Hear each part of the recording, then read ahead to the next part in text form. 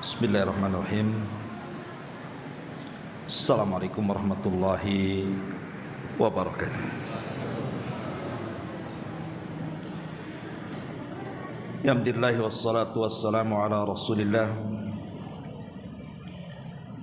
wa ala alihi wa sahbihi wa mawalah wa la hawla wa la quwata illa billahi wa ba'd. Dan kita masih melanjutkan pembahasan kemarin dan kita masuk pada pendalilan kedua. Kita baca dulu perkataan muallif rahimahullahu taala, baru kita jelaskan. Walahuma fi hadithi itban fa inna allaha harrama 'alan nari man qala la ilaha illallah yabtagi bidzalika wajhallah. Dari hadis Itsban Ibn Malik radhiyallahu an, Nabi sallallahu alaihi wasallam bersabda, sesungguhnya Allah mengharamkan atas neraka orang yang mengucap kalimat la ilaha illallah dalam rangka mencari dengan kalimat itu wajah Allah subhanahu wa ta'ala.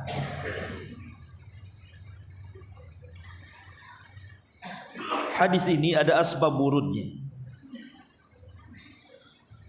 Jadi Itban ibn Malik radhiyallahu an itu adalah orang yang sudah tua. Bahkan ada yang mengatakan dia buta. Dan biasa dia kalau melaksanakan solat, maka dia solat di masjid kaumnya Bani Salim. Masalahnya kalau terjadi hujan deras, dia tidak bisa berjalan dari rumah ke masjid karena selalu banjir. Akhirnya kemudian dia pun ingin membuat musolah dalam rumah. Kalau dia tidak bisa ke masjid, maka dia solat di rumah. Jadi dia mengundang Nabi SAW untuk datang ke rumahnya dan solat di tempat yang ia akan jadikan musolah di situ. Maka Nabi SAW adalah manusia yang tawadhu. Dia tidak memandang siapapun, apakah yang mengundangnya orang berada ataukah orang miskin. Rasul datang dengan Abu Bakar Siddiq radhiyallahu anhu. Kemudian sesampainya di rumah Itban ibn Malik radhiyallahu anhu, maka Rasul mengatakan, ya Itban, di mana saya harus salat yang akan kau jadikan musholah itu? Maka akhirnya Itban pun mengisyaratkan di sini, wahai Rasul. Maka Nabi SAW kemudian salat di tempat yang diisyaratkan Itban ibn Malik. Kemudian Rasul mengatur saf di belakangnya Itban dan juga Abu Bakar Siddiq radhiyallahu anhu dan keluarga Itban. Kemudian Nabi SAW salat 2 rakaat. Kemudian selepas salam, tiba-tiba Bani Salim mengetahui bahwa Nabi SAW ada di rumah Itban ibn Malik. Maka semua orang-orang datang ingin menemui Nabi SAW. Penuhlah rumah itu oleh orang-orang Bani Salim ini di rumah Itban ibn Malik. Masalahnya kemudian ada satu orang yang tidak hadir di situ. Kemudian orang-orang pun Nabi SAW bertanya soal satu orang itu. Kata Nabi SAW, di mana orang yang namanya Malik, Malik ibn Dihinnah. Maka orang-orang mengatakan, ya Rasulullah, Malik itu munafik, makanya dia tidak hadir di sini. Maka Nabi SAW mengatakan, la taqul dzalik, kalian jangan mengucapkan kalimat itu. Karena Malik ibn Dighinnah itu, dia sudah mengucapkan kalimat la ilaha illallah yabtagi bidzalika wajhallah. Dia sudah mengucapkan kalimat syahadat. Tidak ada sesembahan yang berhak disembah kecuali Allah, dan dengan kalimat itu dia mengharap wajah Allah Azza wa Jalla. Maka para sahabat mengatakan Allah dan Rasulnya yang tahu. Tapi bagi kami wahai Rasul, ucapan Malik ibn Dighinnah ini selalu mengarah mendukung orang-orang munafik. Maka Nabi SAW kemudian mengatakan, jangan mengucapkan kalimat itu. Fa innallaha harrama 'alan nar, kata Rasul, man qala la ilaha illallah yabtagi bidzalika wajhallah. Karena sesungguhnya Allah haramkan neraka bagi siapapun yang mengucapkan la ilaha illallah, yang dengan kalimat itu mencari wajah Allah Subhanahu wa taala. Maka para sahabat Nabi SAW pun terdiam. Ma'asyiral muslimin yang dimuliakan Allah Subhanahu wa taala, begitulah kedahsyatan kalimat la ilaha illallah. Apakah kemudian hanya semata-mata mengucapkan kalimat la ilaha illallah yang biasa kaum muslimin ucapkan dalam zikir-zikir mereka, itu sudah mencukupkan mereka terbebas dari api neraka dan dimasukkan ke dalam surga? Maka para ulama mengatakan tidak, ucapan saja tidak cukup. Karena kalimat la ilaha illallah itu ada syarat-syaratnya. Ada syarat-syarat yang harus dipenuhi, dan syarat itu mempengaruhi yang disyaratkan. Seperti orang solat tidak wudu, sah tidak solatnya? Tidak, karena wudu itu syarat daripada sahnya solat. Maka begitu juga ucapan kalimat la ilaha illallah ini ada syarat-syaratnya. Apa saja syaratnya? Disebutkan dalam satu bait syair, syurutu la ilaha illallah sab'atun, wahiyal ilmu wal yaqinu wal qabulu wal inqiyadu was sidqu wal ikhlasu wal mahabbatu. Syarat la ilaha illallah itu ada 7. Ilmu, yakin, menerima, ketundukan, kejujuran, ikhlas dan cinta. Itulah syarat la ilaha illallah. Adapun ilmu, dengan ilmu inilah bisa meniadakan kejahilan. Dengan ilmu bisa meniadakan kejahilan. Makanya Nabi SAW mengatakan, man mata wa huwa ya'lam annahu la ilaha illallah. Bisa dikatakan barang siapa yang mati dan dia tahu bahwa di sana tidak ada sembahan yang berhak disembah kecuali Allah, dakhalal jannah. Berarti syarat mengucapkan la ilaha illallah kemudian dijamin masuk surga itu kalau dia punya ilmu. Bukan hanya sekedar mengucap. Dia punya ilmu apa sih makna la ilaha illallah itu. Kemudian yang kedua, adanya keyakinan. Karena keyakinan itu akan meniadakan keraguan-raguan. Allah Subhanahu wa taala berfirman, innamal mu'minuna alladzina amanu billahi wa rasuli thumma lam yartab. Orang-orang yang beriman adalah orang-orang yang beriman kepada Allah dan Rasulnya, kemudian mereka tidak ragu-ragu. Ketika kita mengucapkan kalimat la ilaha illallah, tidak ada sembahan yang berhak disembah kecuali Allah, kita harus yakin bahwa Allah lah satu-satunya zat yang pantas kita sembah dan yang lainnya batil. Syarat yang ketiga, harus ada keikhlasan.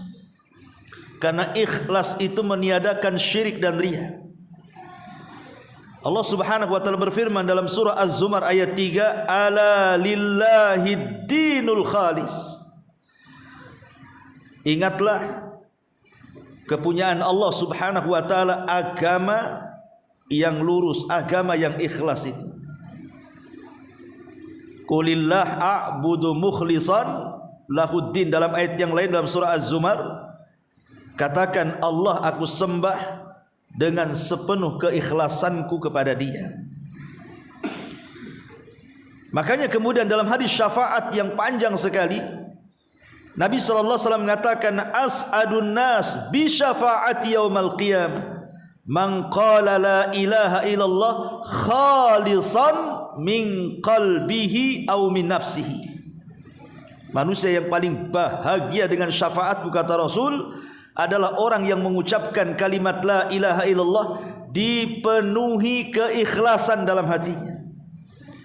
Sebab kalau seandainya orang yang mengucapkan kalimat la ilaha illallah itu tidak ikhlas, maka bukan tidak mustahil, walaupun lisannya mengucapkan la ilaha illallah, dia masih melakukan kesyirikan. Dan itu yang banyak. Betapa banyak orang yang mengucapkan kalimat la ilaha illallah masih percaya kepada tangkal dan dukun, masih datang ke kuburan dan meminta-minta di situ, masih percaya kepada keramat-keramat, klinik-klinik dan yang semacamnya. Kenapa? Karena tidak ada keikhlasan di situ. Maka syarat yang ketiga harus ada keikhlasan, supaya ketika mengucapkan kalimat la ilaha illallah itu betul-betul dia tidak melakukan sebuah kesyirikan dan riya yang bisa membatalkan kalimat la ilaha illallah.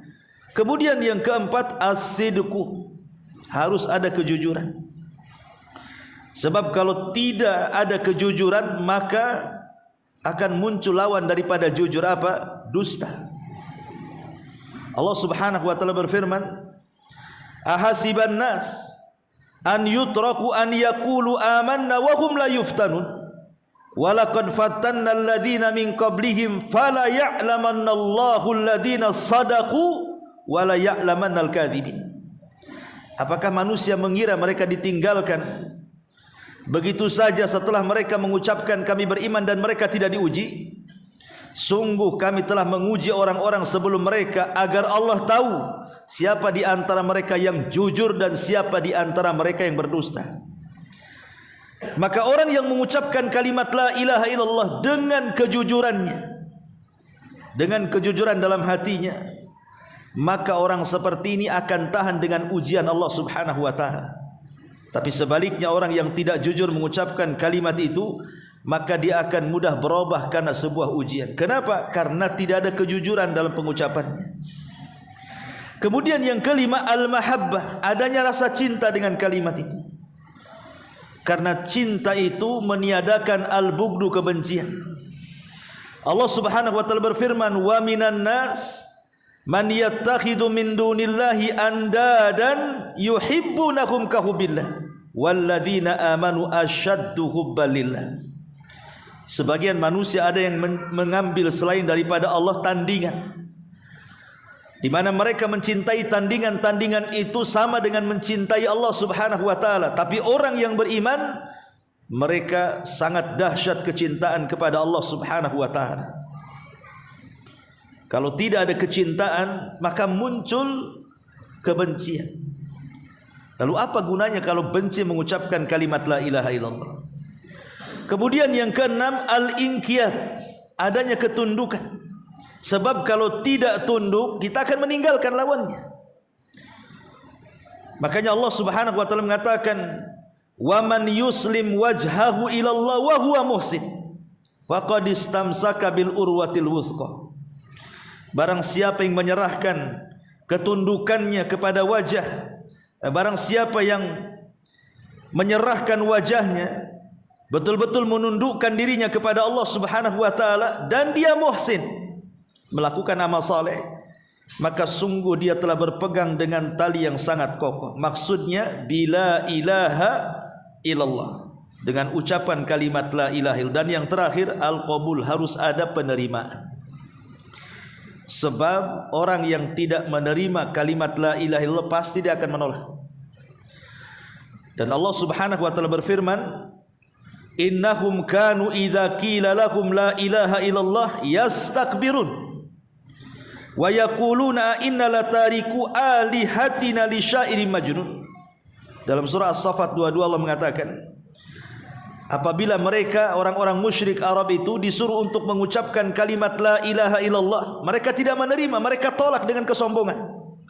Dan mereka mengatakan, apakah kami harus meninggalkan Tuhan yang banyak hanya karena ucapan orang gila, katanya. Maka kalau tidak ada ketundukan seperti orang musyrik, mereka menolak, sombong mereka. Maka inilah 7 perkara yang disebut dengan syarat la ilaha illallah. Adanya ilmu pengetahuan, dengan ilmu itu meniadakan kejahilan. Yang kedua, adanya keyakinan, dengan keyakinan itu meniadakan keraguan-raguan. Yang ketiga, adanya keikhlasan, dengan ikhlas itu meniadakan kesyirikan dan riya. Yang keempat, adanya asidku, kejujuran, karena jujur itu meniadakan kedustaan. Yang kelima, adanya cinta, karena dengan cinta itu meniadakan kebencian. Dan adanya al-inqiyad, ketundukan, agar kita tidak meninggalkan. Dan yang terakhir al-qabul, penerimaan, karena kalau tidak menerima maka nanti akan ada penolakan dengan kesombongan. Inilah yang disebut dengan syurutu la ilaha illallah. Secara singkat saja, sebab kalau dijabarkan panjang lebar. Taib ma'asyiral muslimin yang dimuliakan Allah Subhanahu wa taala, dari sini kita tahu bahwa keutamaan mengucapkan la ilaha illallah dengan segudang keutamaannya itu bukan hanya semata-mata mengucapkan saja. Tapi lebih daripada itu, dia harus memahami isi kandungannya dan mengamalkan konsekuensinya. Sebab kalau tidak, betapa banyak orang-orang Islam itu yang mengucapkan kalimat la ilaha illallah, ikhwan. Lihat, sebagian kaum muslimin kalau mereka berzikir selepas sholat, kita sering mendengarkan mereka mengucapkan la ilaha illallah itu sampai ratusan bahkan ribuan kali itu. Pertanyaannya, apa mereka paham dengan kalimat itu? Karena buktinya orang yang mengucapkan kalimat itu mereka masih melakukan kesyirikan, anta syirkul akbar atau syirkul asghar. Berarti apa gunanya kalimat la ilaha illallah kalau seandainya mereka mendatangkan pembatal-pembatalnya? Itu karena tidak ada pengetahuan tentang syurutu la ilaha illallah.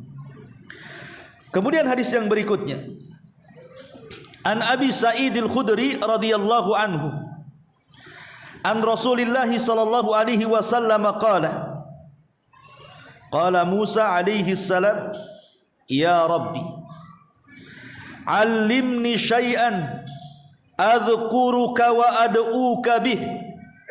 Qala ya Musa, la ilaha illallah. Qala qul ya Musa la ilaha illallah. Qala ya Rabb, kullu ibadaka yaquluna hadha. Qala ya Musa, law anna as-samawati sab'i wa amirahunna ghairi wal aradina sab'i fi kiffatin wa la ilaha illallah fi kiffatin malat bihinna la ilaha illallah. Rawahu Ibnu Hibban wal Hakim wa sahhaha. Dari Abi Sa'id al-Khudri radhiyallahu an, Nabi sallallahu alaihi wasallam bersabda, Musa berkata di hadapan Rabbnya, karena Musa itu terkenal nabi yang disebut dan digelari Kalimur Rahman, nabi yang suka berdialog di hadapan Allah tanpa penerjemah. Jadi satu hari Nabi Musa berdialog dengan Allah Azza wa Jalla, dan Musa mengatakan, ya Rabb, ajarkanlah kepadaku sesuatu yang bisa aku mengingatmu dan juga aku bisa berdoa untukmu. Maka Allah Subhanahu wa taala mengatakan, qul ya Musa la ilaha illallah. Katakan ya Musa la ilaha illallah. Kemudian Musa mengatakan, ya Rabb, kalimat itu sudah banyak orang yang mengucapkannya. Saya ingin lafaz yang lain selain daripada kalimat itu.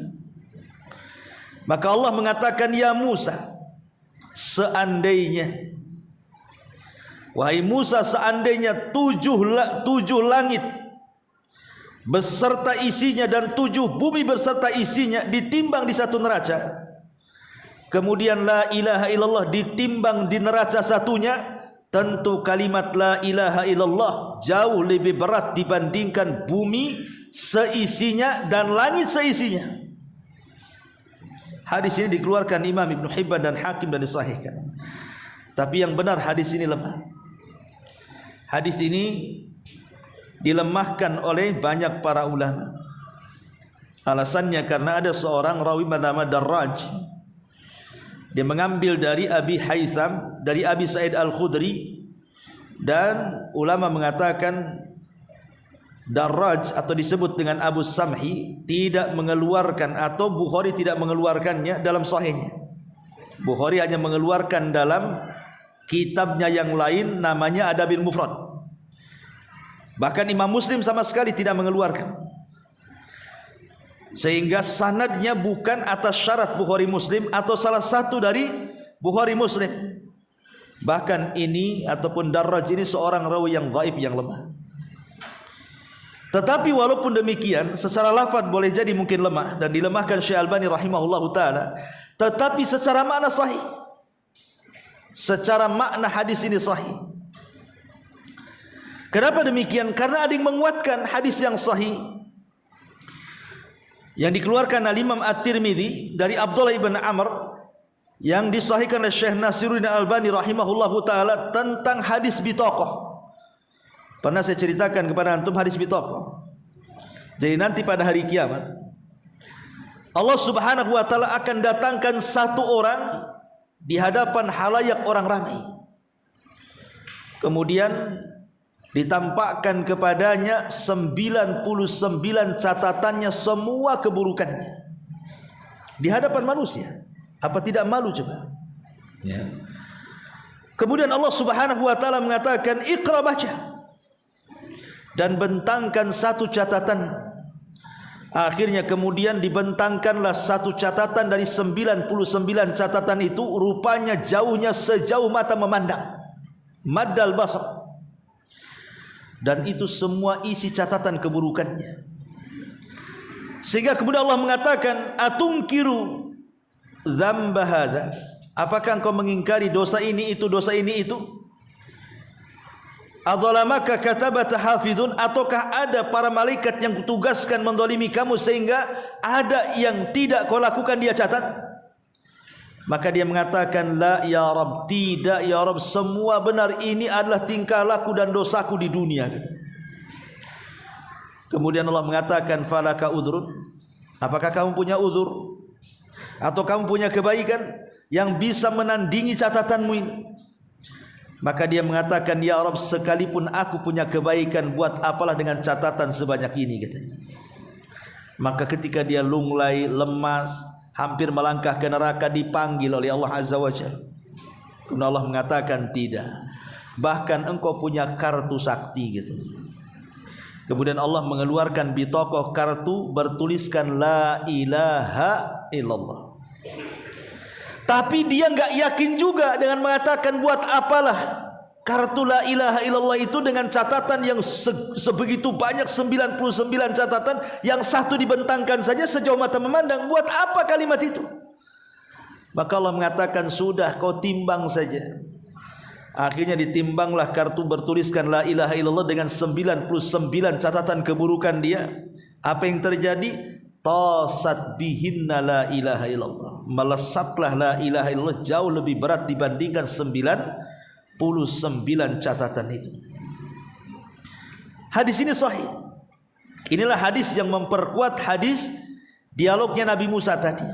Secara makna sahih, tetapi secara lafaz hadis dialognya Nabi Musa itu lemahkan para ulama.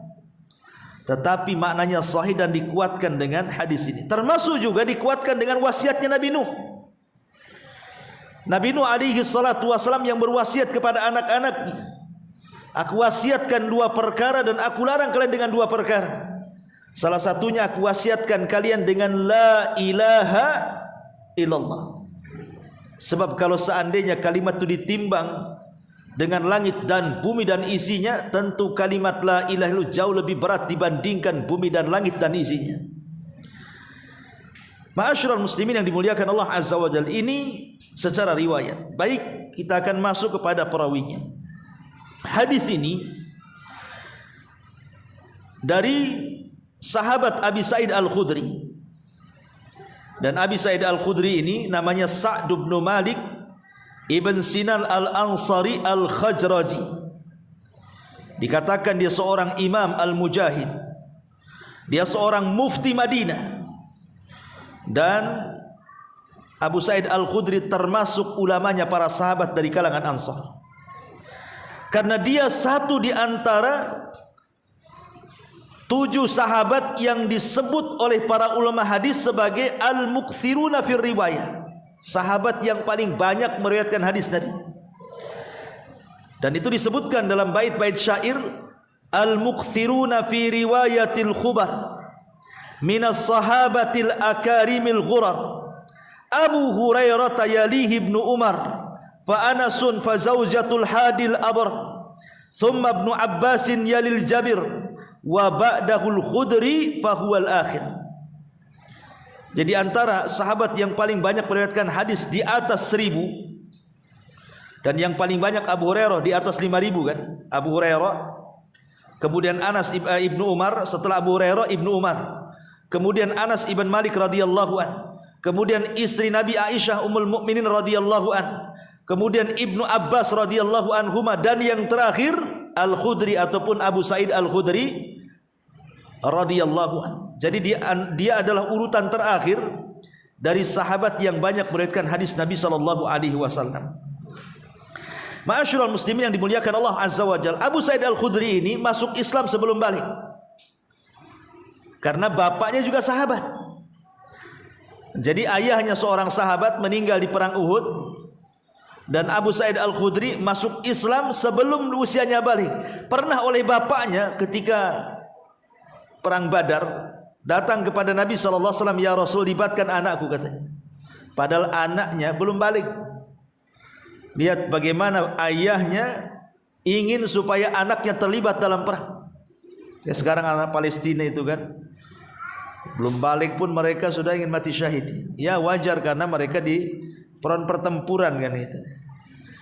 Tapi yang jelas bahwa bagaimana semangat keluarga ini, dibawa anaknya menghadap Rasul, ya Rasul, libatkan anak saya. Kata Rasul, anakmu lah belum balik. Akhirnya ketika perang Uhud sama juga, tapi belum pas 15 tahun tetap ditolak sama Nabi. Baru kemudian Abu Sa'id Al-Khudri itu terlibat di peperangan pertama itu, di perang Khandaq. Ya. Ma'asyiral muslimin yang dimuliakan Allah Azza wa Jalla, ada kisah yang menarik dari Abu Sa'id Al-Khudri ini. Jadi Abu Sa'id Al-Khudri ini memang diuji oleh Allah Subhanahu wa taala dengan kefakiran. Orangnya fakir. Sehingga satu hari dia kelaparan dan keluarganya. Kemudian istrinya mengatakan kepada Abu Sa'id, dia mengatakan, cobalah kau datang kepada Nabi. Manusia banyak yang datang kepada Nabi dan meminta, dan Nabi tidak pernah menolaknya. Cobalah kau minta ke sana. Kita sudah enggak ada yang dimakan lagi. Tapi Abu Sa'id Al-Khudri kan punya perasaan malu-malu. Dia tidak mau seperti manusia yang datang kepada Rasul meminta walaupun dikasih. Tapi karena sudah mendesak, memang tidak ada yang dimakan lagi, apa yang harus dilakukan? Terpaksalah dia harus datang kepada Rasul dan meminta. Datang dia kepada Nabi sallallahu alaihi wasallam untuk meminta kebutuhan rumah tangga. Baru sampai di pintu masjid, belum masuk ke masjid, Nabi SAW sedang berceramah.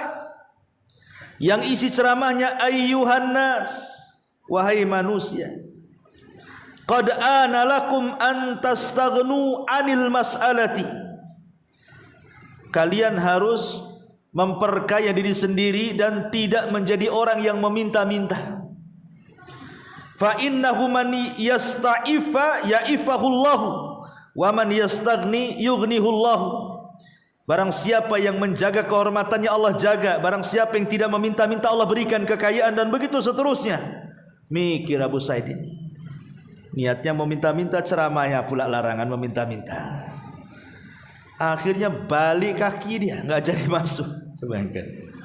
Dan dia bersumpah sejak itu dia mendengar sabda Rasul, bahwa dia tidak akan meminta-minta, dan dia yakin bahwa siapa yang tidak meminta-minta dan mencukupkan Allah saja sebagai kekayaannya, maka Allah akan berikan kecukupan. Subhanallah, dengan sangat yakinnya Abu Sa'id Al-Khudri akhirnya dibukakan pintu rizkinya, menjadi orang kaya karena merasa cukup dari Allah Azza wa Jalla. Karena orang kalau berhajat kepada manusia, ikhwan, sekaya apapun dia itu miskin.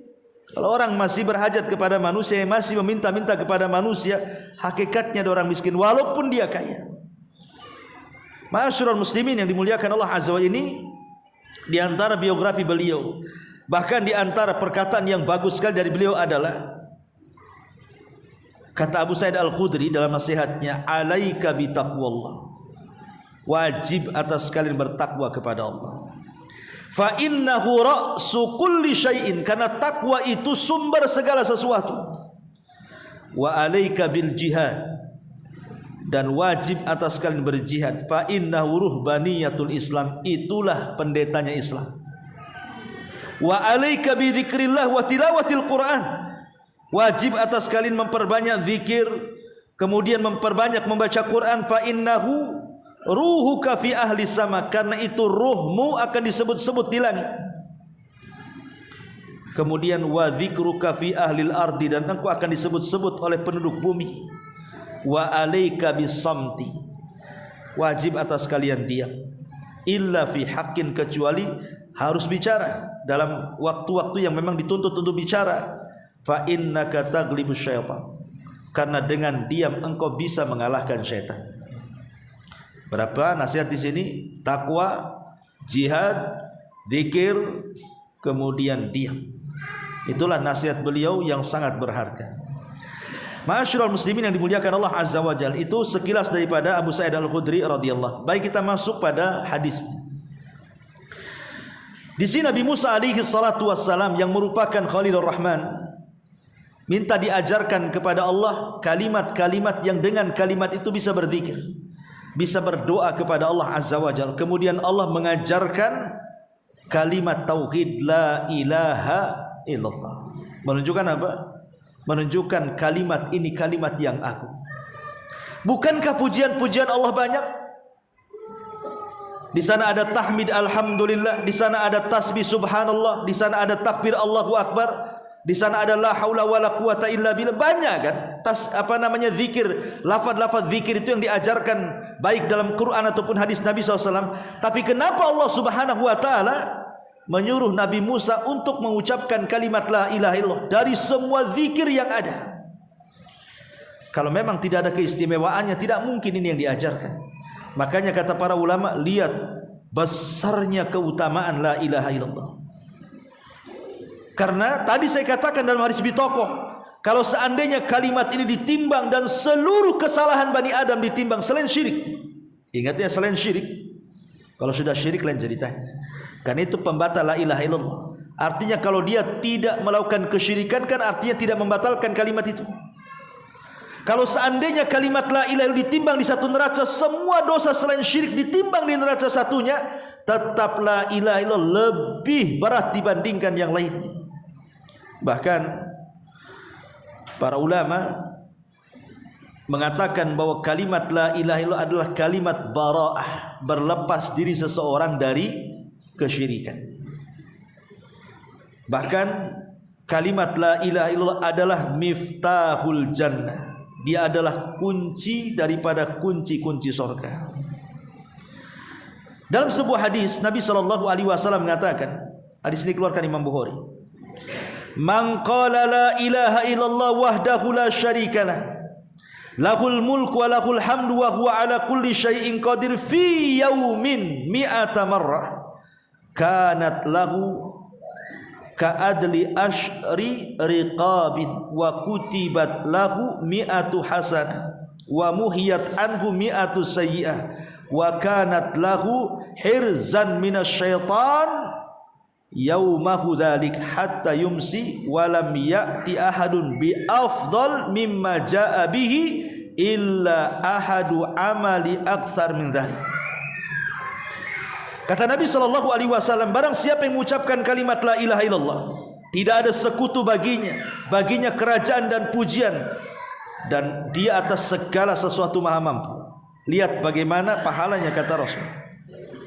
Maka dia akan mendapatkan 100 kali pahala seperti memerdekakan 10 budak. Kemudian dicatat 100 kebaikan, dihapus 100 kesalahan, dan dia dijauhkan daripada syaitan hari itu sampai dia sore, dan tidak ada yang mampu mendatangkan seafdal kalimat la ilaha illallah. Dari sini lihat bagaimana kalimat la ilaha illallah itu memiliki segudang kebaikan kalau dijadikan zikir dan kita paham maknanya. Bahkan Nabi SAW mengatakan dalam hadis Anas ibn Malik radhiyallahu an, jadi Nabi SAW suatu hari mendengar suara azan di padang pasir loh, ada orang azan.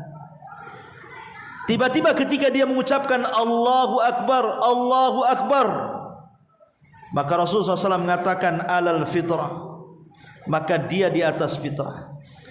Tapi kemudian ketika dia mengucapkan asyhadu alla ilaha illallah wa asyhadu anna Muhammadar Rasulullah, kata Nabi SAW, dia telah keluar dari neraka dengan tauhid itu. Dia telah keluar, kharajta minan nar, engkau telah keluar dari api neraka dengan tauhid itu. Lihat bagaimana tauhid itu miftahul jannah, dia adalah pintu masuk surga dan penutup pintu neraka.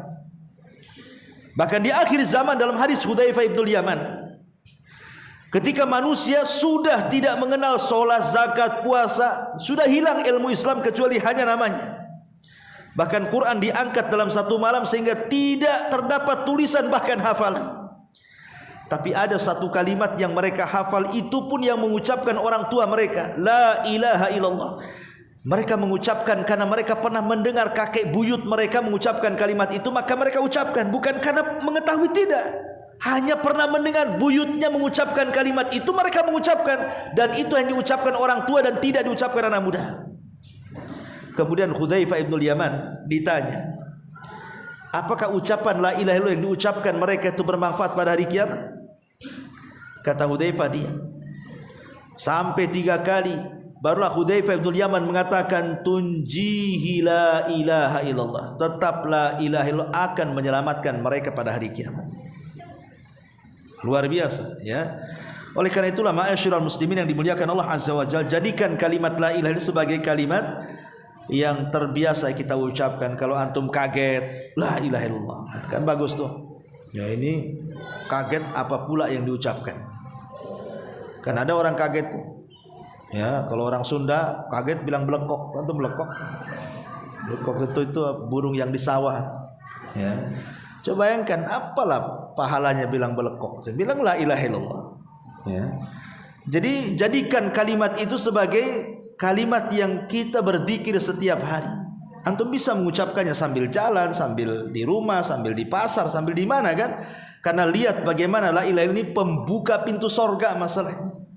Sampai-sampai dikisahkan oleh Abi Dzar, dia bertanya kepada Rasulullah, ya Rasul, engkau yang mengucapkan satu amalan itu bisa dilipat gandakan 10 kali lipat kebaikan. Kata Rasul, ya. Bagaimana dengan ucapan la ilaha illallah? Maka Rasul mengatakan, hiya afdalul hasanat, kata Rasul. Maka la ilaha illallah seafdal kebaikan yang ada.